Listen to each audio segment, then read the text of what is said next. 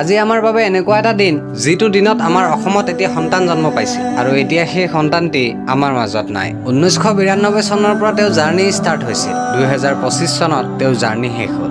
দেশ বিদেশত এনেকুৱা মানুহ কমেই ওলাব যিয়ে তেওঁক চিনি নাপাব। তেওঁৰ এটা সৰু কাহিনী কওঁ মই। তেওঁ এদিন প্ৰগ্ৰাম কৰি ঘৰলৈ উভতি আহিছিল। আহি থাকোতে ৰাতি প্ৰায় 3টামান বজাত এখন মাদ্ৰাছাৰ ছাত্ৰক পঢ়ি থকা শুনি তেওঁ তাত ৰখি মাদ্ৰাছাৰ ভিতৰলৈ সোমাই গ'ল। তাত গৈ সুধিলে এয়া কি চলি আছে? তেতিয়া মাদ্ৰাছা শিক্ষকে ক'লে এয়া শিক্ষা চলি আছে, কিতাপ পঢ়ি আছে। শিক্ষা বুলি কোৱা মাত্ৰকে সেই শিক্ষাটো আগবঢ়াবলৈ না তেওঁ জাতি চালে না ধৰ্ম চালে। গোটেই ৰাতি প্ৰগ্ৰাম কৰি 7 লাখ টকা পাই গোটেই 7 লাখেই তাত দান কৰি দিলে।